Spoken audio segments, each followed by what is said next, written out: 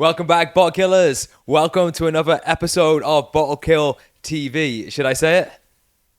Feels like a while. Feels like a while since we've been here. It really does. But we're back. Back once again is your host, Michael Roach. And as always, we have the often imitated and never duplicated. It's the real Bottle Killer, ladies and gentlemen. How the hell are you? Doing good. Pretty pumped for this one. I think we've got a special whiskey to share with those that are watching at home. So, yeah, excited to dive in. Yeah, and just a little bit of housekeeping on the channel. Of course, we'll have the 2-minute review if you want the quick review of this whiskey that goes to the end of the video. That'll be in chapter form. Right now, a little bit of jibber jabber. We've actually put up 5 episodes in the last 2 weeks. Yeah. So we're back. We had a 6-month little hiatus. People thought we were gone, thought we'd left. We were never leaving. Not fucking leaving. And now we just screwed up the algorithm with an F-bomb. But we're back. And today we've got an extra special whiskey. You know, we're big fans of Deanston. And we speak very highly of Deanston. And this is a particularly special release from Deanston that they do just once a year. Yeah. Tell us about it. Yeah, so today for everybody tuning in, we have Deanston Chronicles Edition 3. So like Michael said, this is an annual release. And they make a pretty special composition of various different casks, which I'll tell you about. But this first came to our attention last year. We were very fortunate to be sent some free whiskey samples from Deanston after going up there, having a really good tasting with a young lady called Molly. And she sent us some 5 incredible drams down, and we did an episode. Go back through the channel, give it a watch. It's a great episode. And Chronicles, I think between the two of us, it was definitely in the top 2. There was the organic, which was just I think that was your number one Whiskey of the year last year. Yeah. Phenomenal. And Chronicles was a close second. Really, really good dram. So this one is the Edition 3. It's bottled at 52.8%. And it tells a story of 4 different casks across 4 different decades. And now what I think is really interesting and why we've got a lot of love for Deanston is because the quality to value that you get with this distillery, I think, is pretty difficult to beat. Like, you talk like Deanston 18, when you pick it up for £65, that's ridiculous, right? Well, I'm about to have a hot take. So this was £95, which I don't think, for what it is too bad. So, as I say, the oldest cask in it is actually from 1974. Well, that's incredible. So obviously we don't know how much of that is in there. You know, it could. People may be skeptical. It's a bit gimmicky. Maybe it's just a teaspoon. You don't need much to uplift the whiskey, though. Yeah, that's the thing. You don't need much at all to uplift it and give it a completely different level of character. The whiskey. So even if it's only minuscule, it'll be more than say like a Johnny Walker Blue when they do a Ghost Distillery. Yeah, you may have. Yeah, less than a teaspoon in the cask of Port Ellen. Yeah, in that really. I think so. Yeah. Whereas I think they've got a bit more integrity, Deanston. So there's going to be a bit more of this 1974 cask kicking about. But as you said, you don't need much of it in order to uplift a great whiskey into a phenomenal whiskey. 100%, and that's what we're going to find out. So the oldest one, I think it's 41 years. It's from 1974, and it's a Canasta Cask. So Canasta is a type of sherry. I think it's actually a blend of Oloroso and PX sherry. So it's like a sherry cream blend. Then the next cask is a 1993. So skipping ahead 2 decades into the 90s. And we've got a Manzanilla cask, which is again another type of sherry, but a bit drier. So kind of like going to give it a bit of a dry edge, which I know is a winner with you most of the time. So we'll see how that goes. Then you've got PX, Pedro Jimenez Sherry, which is your kind of more sweeter style. Often that's going to give the whiskey like some really nice dark fruit notes, some syrupy kind of sugary flavors. Alrighty. And that one is from 2002. Now we're talking. And then the final cask in the mix is a 2013 rum cask. So rum again, cask I think with the makeup that we've got there's going to be a lot of sweetness in this. A lot of fruits, hopefully some tropical fruits. And, you know, as I say, with that blend of aged whiskies, I think it's going to be really smooth, really complex. But yeah, you mentioned you were going to talk about something to do with Deanston. I've got a hot take. Yeah. I've got a hot take, right? And what do you associate Deanston Distillery with in terms of their whiskey? The whiskey? Mm-hmm. Well, typically... The 12-year-old, the 18-year-old, the Virgin Oak cask. What do you associate with that? What's their style? Like quite sweet honey, toffee kind of style, vanilla. bourbon casks. You know, that's It's simple, I'd say. it's like simplicity is the ultimate sophistication, like Yeah. you've said once on the podcast before. Very simple, but quality, high quality simplicity, right? Yeah. That's what Deanston would say. So I've got an 18, and this has been open for maybe, it might even been open 18 months now. It's still that much of the bottle left. Yeah. Last couple of times I've been having it, I've not really been enjoying it. Okay. I have a Deanston Banyuls cask. Oh, I'm obsessed with still. I still love that as much as the day I got it. The Deanston was my favorite whiskey of the whole year last year. It was a sherried Deanston. Yeah. So actually, the regular simple Deanstons have not been doing it for me right now. So I'm super excited. One thing that is doing it for me right now is rum casks. Yeah. And then we had the mezcal cask as well. So these sort of the Caribbean, Central American stuff. It's really the new dimension that I'm really enjoying. So I'm looking forward to that. It's got a little bit of rum cask in it as well. So you've got the quality of and the aged spirit, and then we got some of the newer in a rum cask. So I'm really excited for this one. Yeah. There's a lot of people, and you can't see it today, but it's about 22 degrees here. And I remember I was doing a few episodes last year in the summer, and that's when I start sort of leaning into the rum casks because I like that kind of sweet edge. A lot of people, they say rum casks can be a bit hit and miss, but there was the Lagavulin Offerman one last year. I remember we did it. It was like a day just like today. I think we had, the shorts on, just coming in from like a barbecue or something. And yeah, for me, when the weather's like this, I love a little bit of sweetness, bit of tropical fruits. So I had rum cask from Killowen Distillery last night, and they had this really cool thing on the front. They said authentic and unashamedly 3 years old. Nice. Rum cask, and this is just, they know what the hell they're doing there. And Battle was like the banner when they make it. They make their own whiskey. They do a lot of like bottling from places that have distill it somewhere else. And that was rum cask, and I'm just like, this might be my new obsession in whiskey over the next few weeks. It's going to be rum casks, different finishes like the tequila finish, the mezcal finishes, and just seeing what's out there. Maybe it's the quality of the spirit which is making me like these, and I'm lucky enough to have had some really high quality spirits in there. But yeah, let's see if that comes through on this one as well, because there's only going to be a finish, right? The finished on the rum cask, but we'll see how it affects it.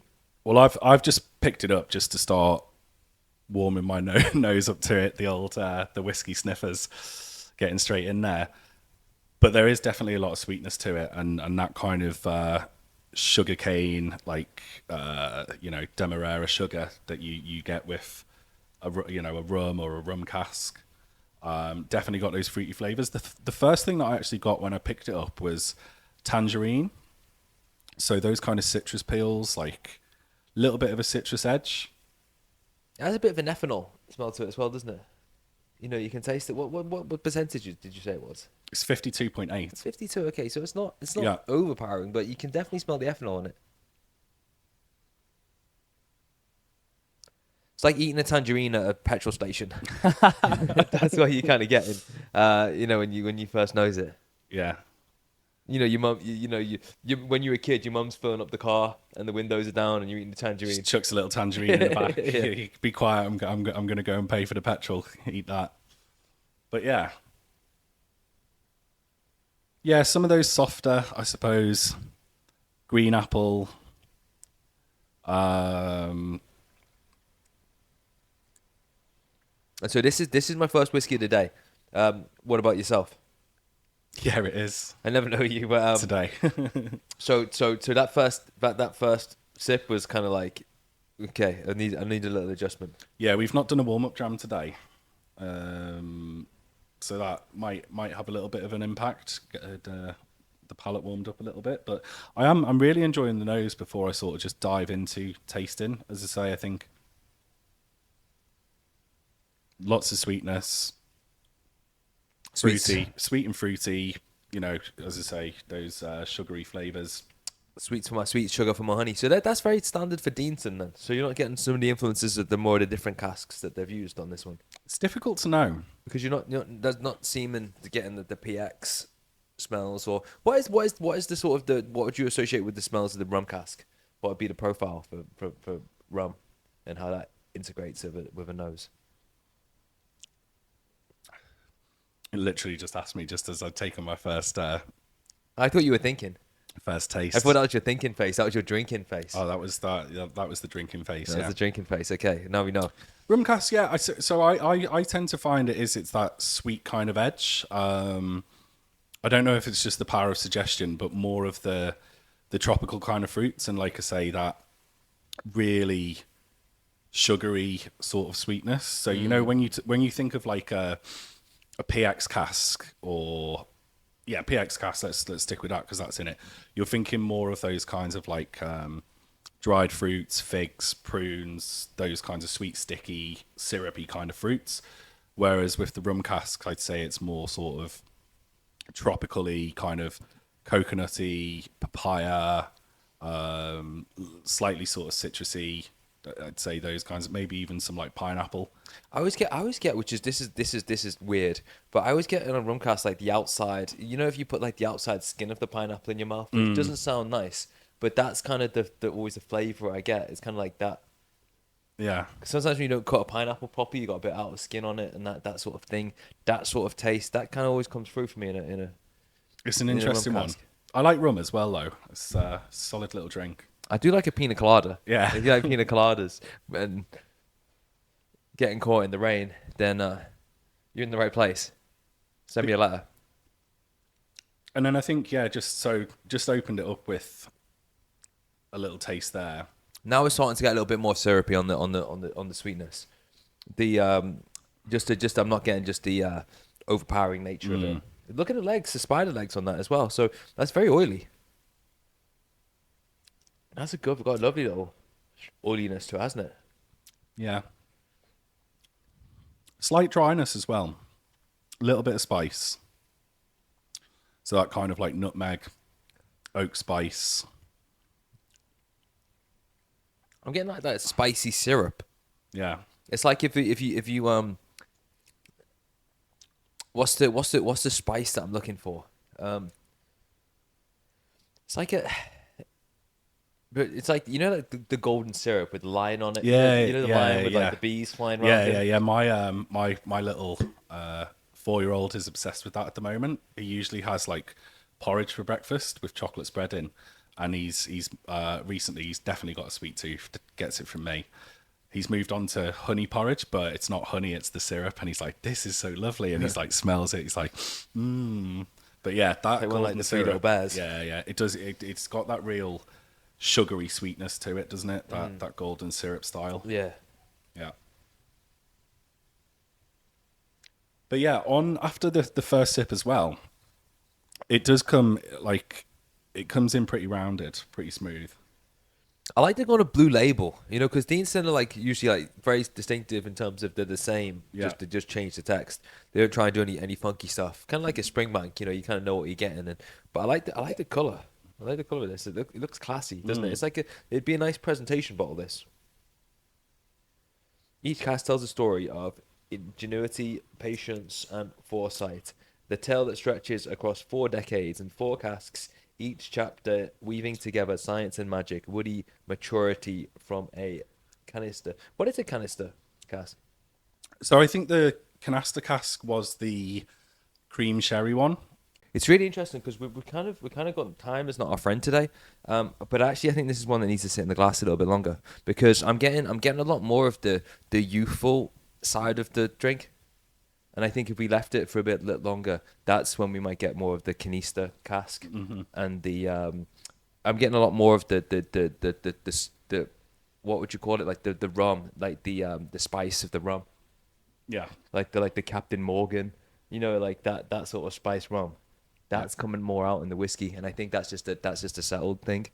But our next review is the Freud, isn't it? So we're gonna ruin our palates, so we can't. Yeah, there's no coming back to this after we've drank some. Maybe pop a bit of water in it then and see how it goes. Yeah, I mean the bottle.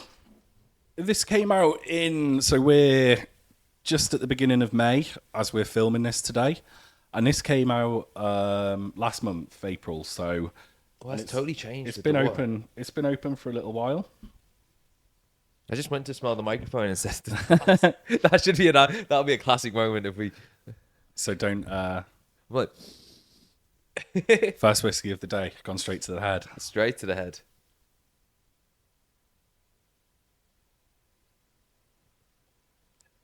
Yeah, a little bit of toffee coming through on the nose with that water. Oh, it's way more toffee as you get your nose in there with the water. Yeah. That toffee and apple. What cask is going to be pulling that out then? Do you think? Caramel Apple Betty cask. Yeah, the caramel Apple Betty is back. Yeah, definitely. Yeah, with that toffee. Has Tony changed it actually? I don't know. I mean, So I feel like we should know a lot more about sherry after our sherry lectures that we've had at Boonhaven and Glendronach, where Glendronach was like you could get a university degree in sherry from doing that tasting that we did. I thought Boonhaven was more sherry education. Like that guy knew more about sherry than I know about Lionel Richie's back catalogue, which is extensive. Mm-hmm. I think the Boonhaven one was more interesting, talking about like the Solera system and everything. I had a great time. Tasting. What, David was it? He like knew it like the back of his hand. Warehouse 9 tasting at Boonhaven, that's definitely one to go for. But it's very sort of like it's more about sherry than it is about whiskey. But would you remember the whiskey he allowed me to get an extra bus dram? That particular whiskey was phenomenal, but you couldn't buy it yet. It was like one that wasn't going to get released. But I'm pretty sure a few months. Wasn't that a peated rum cask, Boonhaven? Maybe. Ammonia. Yeah, maybe it was. I'm sure, because I think that was the last dram that we had. So again, going back to that rum, like I think it's got a good place. I've bought a Lechig cask, which is I think fully matured in rum, so it better be good, or I'm screwed. So one thing that's really interesting about this one is that we had a whiskey recently that was really complex. And we said, this is going to be one where you really want to take your time and sip it. And it's going to get better with time in the glass. This is another one, which is not one you'd have at a party and you're just drinking and talking. This is one to be enjoyed, isn't it? Yeah. It's one of those whiskeys. And what was that whiskey that we said that about recently? Oh, that was the Glen Scotia 9-year-old red wine. Ah, yeah. For the Campbelltown malts, because we were like, we need more time with this one just to pick it apart. But yeah, I mean, I think when you've got such a diverse mix of casks and various different ages, obviously like married together, and you've got like classic like Deanston house style, it adds a lot of complexity that you don't typically associate with them, because like we said at the beginning, Deanston is kind of like they've almost achieved that simple, like sometimes you try like the 12-year-old or the 18-year-old and it's like you literally just get 3 flavors, like vanilla, toffee, like some spice, oak spice, whatever, but it works. Whereas like this is like, I mean, in the nose, I'm picking up like 8, 9, 10 different sort of characteristics, and then the palate, like, still figuring out. It's really complex. It's definitely changing in the glass. It's getting better. So actually, I've put about maybe 5 little tiny drops of water in there, and that's really allowed it to like come out and be a bit more. The spice is diminished, and more was coming through as more of the flavor. Yeah. And then that's when I'm getting more of that. I'm getting more of the tropical fruit flavor, like the papayas, the pineapple now on the flavor. Yeah, it's nice. I think it definitely benefits from the water. You know, not always every dram does, but this is definitely one that it opens it up, right? And 52.8% isn't ridiculously strong, but so, I find it nicer with a few drops of water in it. So do you like is it Oloroso sherry you like better than PX? Yeah, Oloroso is typically because I actually think that the PX sherry in this that I'm getting, and it's kind of like mid palate, that's the part that I'm not quite liking in it. Yeah, too sweet. I suppose it's just a little bit. It's just not quite integrating with the rest of it. Yeah, interesting. Well, I mean, I've polished mine off now, pretty much. That's rare for you. Usually you're the slow sipper. But do you like it? So what's your overview of it? I really do like it. I'm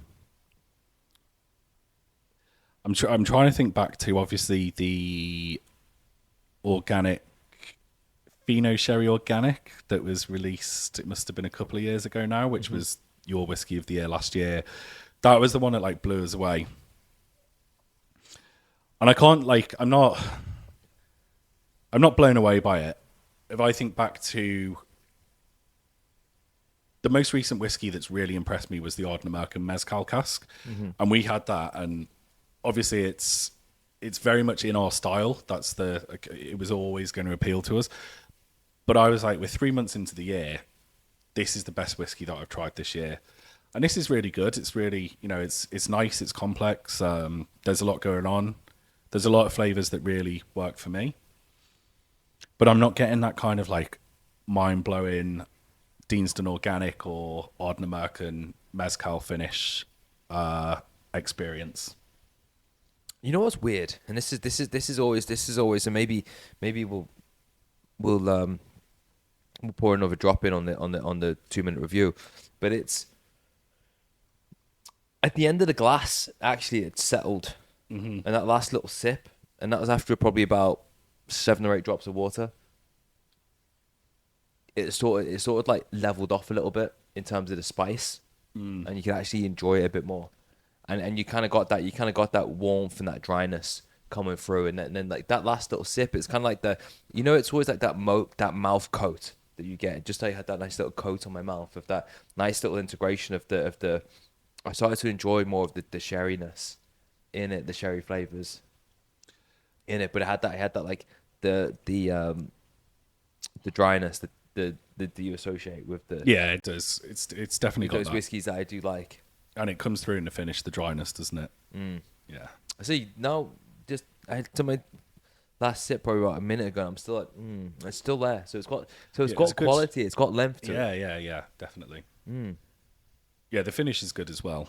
Sort of long, dry, little bit of spiciness, but not too much. That's really good. I think it's a lesson here actually for us is that don't make this our first whiskey of the day, because I think that's the only thing that's place is falling apart. I think that's the only thing that really let it down was the fact that it was a little bit too youthful and spicy at the start, and that'll reflect negatively on our review. But actually, I think if we had another one, we'd have a totally different review of it. Shouldn't have come in cold.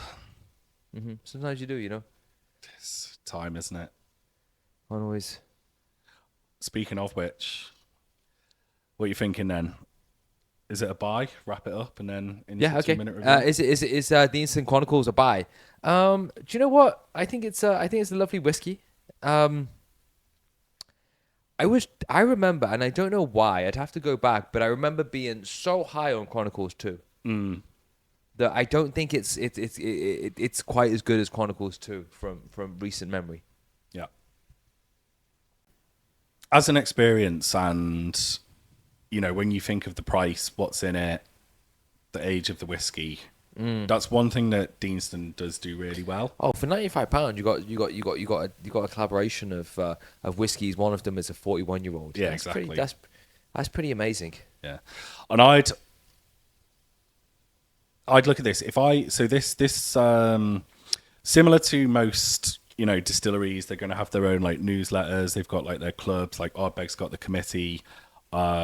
This was one that if you subscribe to Deanston, I can't remember the name of it, but it's like just a newsletter or whatever. Just go on their website and it'll come up and you can subscribe. And it's like early access for people that are members of our whiskey club. If I hadn't bought it and it's sold out now, I'd be disappointed. Like if I was trying this as a sample, knowing that it was only £95 and it's sold out and I can't get a bottle, I'd be kicking myself. Do you know what I mean? And this is and it has sold out now. Yeah, it's sold out now. Yeah, so the only disappointment I've got is in myself, the fact that we reviewed it cold. Well, I don't think we've given it a fair chance, which is kind of a weird thing when we're going to do it and put it on YouTube. But it's but yeah, I think we just didn't give it. But you've had it a couple of times because the bottle looks like it's had a bit of life in it already. So you probably got more of a more well-rounded opinion of it than I can get off the just having it cold. Well, we tried it. We opened this together after the cask. Yeah, but we were probably like 5 or 6 pints deep then, weren't we? It weren't. So again, we Weren't came almost cognizant. we came into it. And that's not it's not a this is not a drinker's whiskey. This is like a whiskey enthusiast whiskey where you sit and enjoy it and you take your time with it Definitely, and you can pick it apart. So if you're buying whiskey because it's like your hobby and you're on a Friday night and it's like your enjoyment on a weekend to go and sit with a whiskey and it's not about how much you can drink, then this is one of the whiskeys that you should be considering for that aim. Yeah, because definitely. it will give you the journey through it. So using that like it's a journey, it's a story, whatever the language is on the views to market on the bottle, it is a journey in the glass as well, and it has evolved in the glass. Whether that's the water, whether it's time in the glass, I don't know, but it is an evolution, and that's interesting, and that's where you'd put it on the should you buy it. Yeah, I It's an mean, enthusiast bottle. even just to think of, the age of the oldest cask in it, or even the second oldest one, which is from the 90s, to be able to try whiskey of that age for under £100, and like you say, it's not one that you're gonna sit there and drink glass after glass. Like this is probably like you have one, maybe two, come back to it. This bottle will last a long time. And I think it is one for the sort of the anoraks, like the ones that really want to sit down and appreciate a whiskey and take the time to do that. I do as I say, I think all told, the story, the casks that are involved, the taste, the flavor, and the price, the value. I think it's a buy. I agree. I think that we should have been a bit more warmed up, and we would have probably appreciated it a bit more. Mm-hmm. But there you go. So it's in like breakups when he says it's not you, it's me. Yeah, it's definitely us. Deanston Chronicles, it's not you, it's us. And on that note, we'll leave it. Bottle killer, take him out. Well, thank you for joining us. I hope you had a good time reviewing Deanston Chronicles 3. Michael, have you had a good time? I feel we trundled on a little bit there, but we'll you can roll with the punches. We'll do these things live. Yeah, it's okay. A little bit of jibber jabber. We can always cut. But yeah, I've had a good time, and we'll see you next time on Bottle Kill TV. Pacha.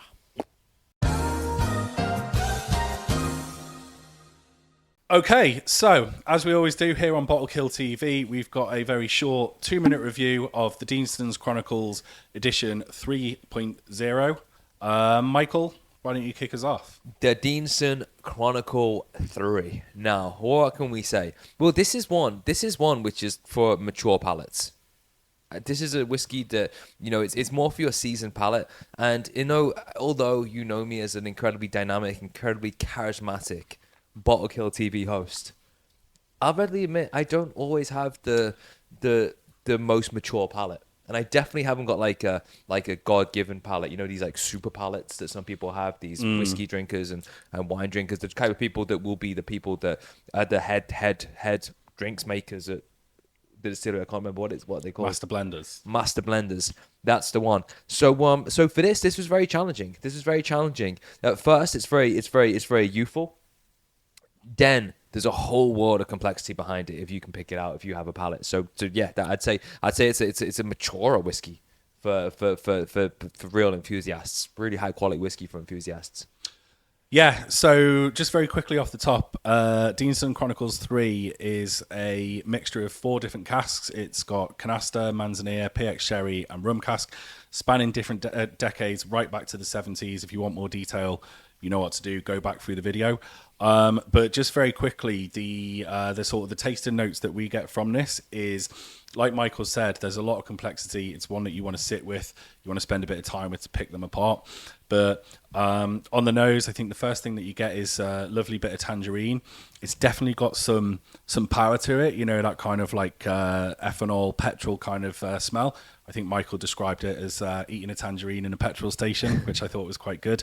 But then coming through, it does soften. You get some of those kind of more green apple type notes. There's toffee.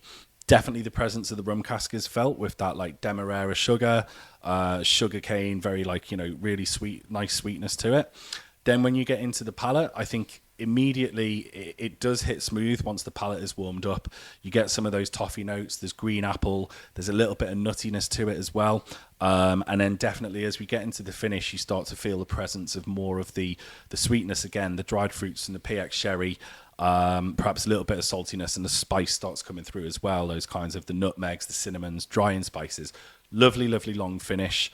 I'm sure there's more that we could discover if we had more time, but for today, I think that's probably a little bit longer than 2 minutes.